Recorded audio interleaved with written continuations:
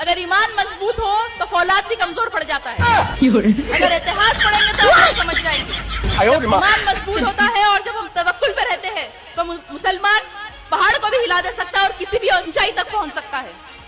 तो फिर ये योगी, मोदी, शाह क्या चीज है भाई?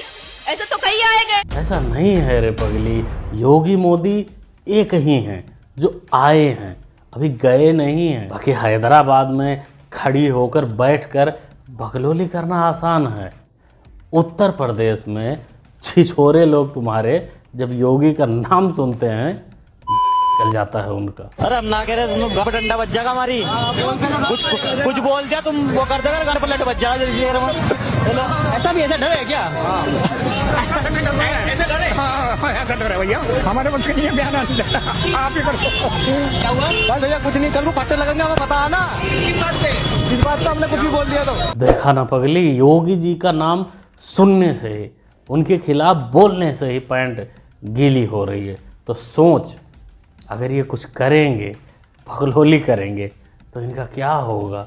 वो पहाड़ जिसे तू समझ रही है हिलाने वाला, असल में वो पहाड़ नहीं कुछ और ही है। तुझसे किसी ने आंख मुदवा कर उसे हिलवाया है तो तुझे लग रहा है कि हमने पहाड़ हिला दिया। योगी जी को बैठा देंगे, अंग्रेजी में एक वाक्य ना बोल पाएंगे। यहाँ तेजस्वी जी पूरा का पूरा इंटरव्यू अंग्रेजी में दे रहे हैं, फिर भी आप उनको नवी फिर बोल रहे हैं, योगी जी को नहीं बोल रहे। सुपर्णखा काकी, सबसे पहले तो तेरे दिमाग में आया कहाँ से कि तो योगी जी को और भटूरे को कंपेयर करेगी। तेरा भटूरा सब जानते हैं कि 9वीं पास या फेल जो भी है 9वीं के अंदर ही। और योगी बाबा सीएम के साथ साथ एक संत भी हैं, तो उनको देश की भाषा हिंदी और हमारी सांस्कृतिक जो भाषा है संस्कृत वो अच्छे से आता है। ये दो भाषा जो हैं वो भारत का सम्मान और मान बढ़ाती हैं। बाकी तेरे भटूरे के बारे में मैं यही कहूँगा कि इंग्लिश छोड़, इंग्लिश जाने दे। इंग्लिश टूटी फूटी भी आती होगी तो कोई दिक्कत नहीं, लेकिन देश की भाषा हिंदी तो उसे ढंग से सिखा। सुप्रीम कोर्ट में जो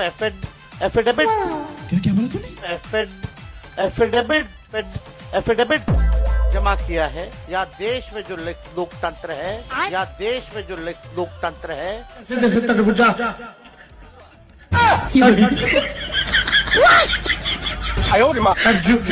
ये है तेरे भटूरे का हकीकत, जो तजुर्बा को तरबूजा बोल रहा है। अरे हजारों वीडियो इसके पड़े हैं जिसमें ये ढंग से हिंदी नहीं बोल पाता। भाई इंग्लिश नहीं बोल पाता तो उसका कोई मतलब नहीं निकलता कि भाई इंग्लिश हमारी भाषा नहीं है, लेकिन ढंग से ये हिंदी नहीं बोल पाता। और तू कंपेयर कर रही है योगी जी से। अगला जन्म पड़ा है, उसमें कंपेयर कर लेना। बाकी दोस्तों, हर पार्टी में, हर राजनीतिक पार्टी में एक होती है नमूनी या नमूना। जैसे कांग्रेस में जलेबी बाई हैं और आरजेडी में कंचना यादव या कंचना भारती। क्या खोलता, रुकिए, सुनो, आपके पास पेन कौन सा है? मेरे पेन पे देखिए लिखा है प्रभु का राम। अच्छा, देखिए जय श्री राम लिखा है, देखिए मेरे पेन पे। मैं उस पेन का इस्तेमाल करता हूँ, और आपके पेन पे भी नहीं लिखा है, आपके शर्ट में भी नहीं लिखा है, और यहाँ फर्जी बातें करने आ गए आप। बताइए, आपके मैं पेन का इस्तेमाल करता हूँ तो प्रभु का नाम लिखा हुआ है, श्री राम जी का इन्होंने जिक्र कर दिया तो दर्शकों को मैं बता दूं, इन्होंने मेरा पेन उधार लिया है। यही होता है पदौड़िया, जब मुंह में राम और बगल में छुरा हो, कि मतलब दिल में तो राम के लिए कोई इज्जत ना हो, दिखावटी के लिए राम राम करो। बाकी मोहतरमा ने सच बताकर पदौड़िया के मुंह पे थूक दिया। बाकी जैसे कि मैं बताया आपको कि हर पार्टी में एक नमूना नमूनी होती है, तो ये पदौड़िया समाजवादी पार्टी का नमूना है। ये आए दिन लात जूता डिबेट में खाता रहता है। आपने डंके की चोट पे बहुत सारे काम किया, आप डंके की चोट पर क्यों नहीं बोलते कि हमने अतीक को, मुख्तार को टिकट दिया था समाजवादी पार्टी से? उस टाइम क्यों भाग रहे हो? नहीं, जब अपराधियों की बात आई तो सर मैं सुन रहा हूँ ना, इतनी देर से आपको तो सुन रहा हूँ सर, मैं कहाँ भाग रहा हूँ? आपसे कुछ आपको समय दिया जा रहा है, आप बोल रहे हैं ना। मेरा सर ये था कि आप डंके की चोट पे क्यों नहीं बोले कि अतीक को, मुख्तार को हमने टिकट दिया? बोलता हूँ मैं, अपराधी थे, सारे अपराधी थे। यूपी का अब जाके क्या बोल रहा हूँ सर मैं? अतीक और मुख्तार की बोल रहा हूँ। नहीं, इस दुनिया में आपकी रोटी अभी भी चल रही है। रोटी नहीं चल रही है सर, मैं सवाल पूछ रहा हूँ सर। यूपी के सबसे बड़े गुंडे थे, शर्म की बात, यूपी के सबसे बड़े गुंडे थे सर। नहीं है भाई, इस दुनिया में नहीं है, इसके मतलब आपको, आप उस दुनिया में नहीं है, आप उनको जिंदा कर करके राजनीति करना चाहती। अब वो इस दुनिया में नहीं है दोनों, लेकिन पदौड़िया में हिम्मत नहीं है कि अब उनको बोल दे कि नहीं नहीं वो गुंडे थे, अभी भी उनका खौफ जिगर में बचा है। अभी से उन दोनों का खौफ कहेंगे या फिर वोट बैंक का डर कहेंगे, पता नहीं।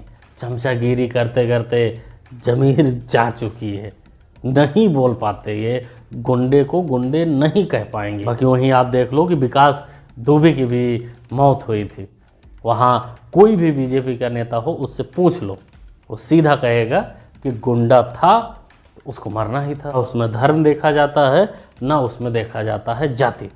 लेकिन यहाँ जिनका ज़मीर ही नहीं है वो कैसे बोल सकते हैं, वो गोल गोल गोल गोल बातों को घुमाएंगे जिससे वोट बैंक बरकरार रहे। क्या कर रहे हैं? अब भाई घुसपैठी किसको माने? हमारे यहाँ प्रवासी मुख्यमंत्री हैं, हमारे यहाँ प्रवासी मुख्यमंत्री नहीं है। घुसपैठिए वाले में तो हम लोग भाई इलेक्शन कमीशन ने तो एफिडेविट दिया ही है, उसमें तो कई कैटेगरी में भी नहीं है, एक भी नहीं बताया इलेक्शन कमीशन ने। गुजरात के एक घुसपैठिए यहाँ गए, वोटर बन गए, आपको पता है। जो प्रभारी हैं भाजपा के भीखू भाई, पिछली बार वोट दिया था उन्होंने गुजरात में 1 साल पहले, वहाँ कटवा के यहाँ बन गए, अब यहाँ से कटवा के फिर कहीं और बन जाएंगे। तो असली घुसपैठिया तो ये भाजपा के लोग हैं। ऐसा है क्या भटूरे?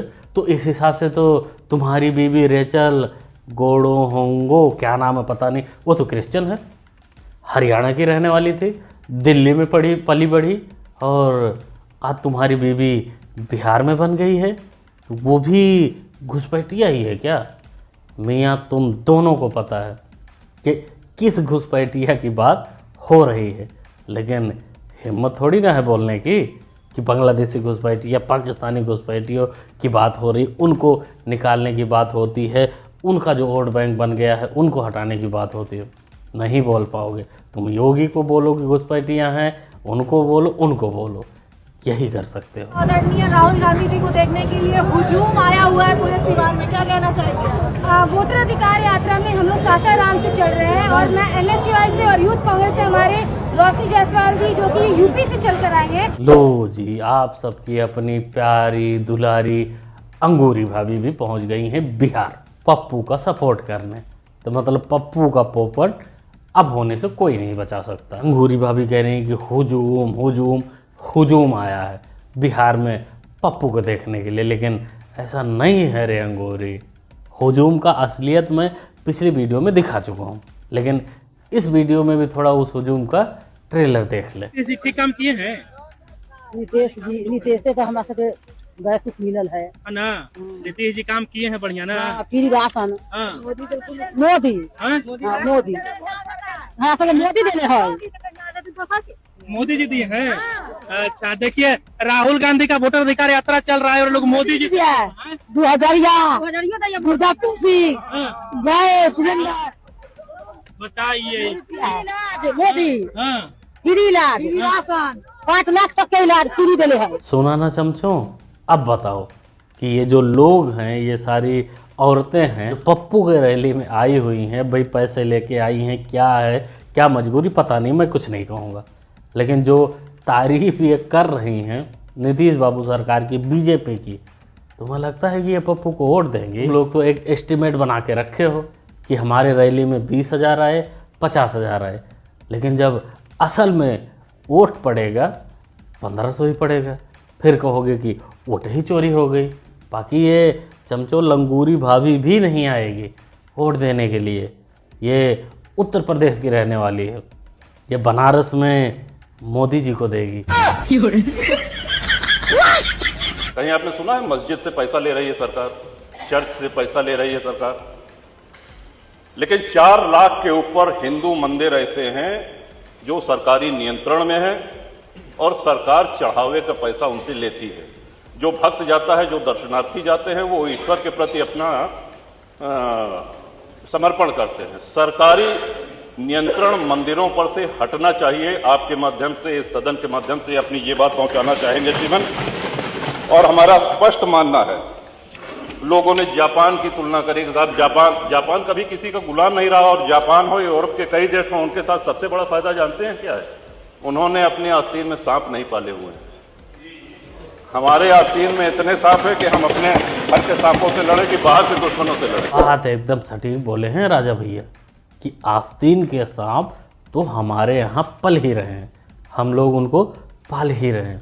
बाकी दूसरी बात कि मंदिरों को सरकारी कब्जे से आज़ाद होना चाहिए, बिल्कुल होना चाहिए। और अगर ये पूरे देश में नहीं हो सकता तो सबसे पहले ये शुरुआत उत्तर प्रदेश में योगी बाबा को करना ही चाहिए कि मंदिरों को सरकारी कब्जे से मुक्त कराना चाहिए। आप लोग क्या सोचते हो? आप लोग क्या इस पर अपना राय देना चाहोगे? कमेंट बॉक्स खाली है, कमेंट में अपना राय जरूर दीजिए। बाकी दोस्तों, संभल में एक रिपोर्ट आई है जिससे लग रहा है कि आने वाले दिनों में संभल में कुछ बड़ा होने वाला है। तो योगी बाबा भी इस पर रिएक्ट किए हैं, तो उनका भी बयान सुन लीजिए। आपने कल देखा होगा न्यूज़पेपरों में, आज के न्यूज़पेपर में और कल के विजुअल मीडिया और सोशल मीडिया रंगे हुए थे। संभल में 24 में वहां पर जिस प्रकार का दंगा करने की एक साजिश हुई थी, उस दंगों की साजिश का कल जो कमीशन, न्यायिक कमीशन बना था, न्यायिक कमीशन ने अपनी रिपोर्ट दी है और न्यायिक कमीशन की उस रिपोर्ट के कुछ अंश सामने आए हैं। कैसे समाजवादी पार्टी और कांग्रेस के समय में चुन चुन करके हिंदुओं को निशाना बनाया जाता था, कैसे दंगे करवा करके हिंदू विहीन कर दिया जाता था क्षेत्रों को। लेकिन आज एक डबल इंजन की सरकार है, डेमोग्राफी को भी नहीं बदलने देगी और जो भी डेमोग्राफी को बदलने का दुस्साहस करेगा उसको स्वयं पलायन करने के लिए मजबूर होना पड़ेगा। बिल्कुल दोस्तों, ऐसा ही बयान होना चाहिए, लिबिर लिबिर नहीं करना चाहिए। जो किए हैं उनको भुगतना ही पड़ेगा। क्या सोचते हैं आप लोग? क्या कहना चाहते हैं? अपना ओपिनियन कमेंट बॉक्स में इस पूरे वीडियो के बारे में जरूर दीजिएगा। बाकी मुन्ना भाई को सपोर्ट भी कर सकते हैं चैनल को सब्सक्राइब करके। सब्सक्राइब करना होता है बिल्कुल फ्री। मिलते हैं अगले वीडियो में। Thanks for watching.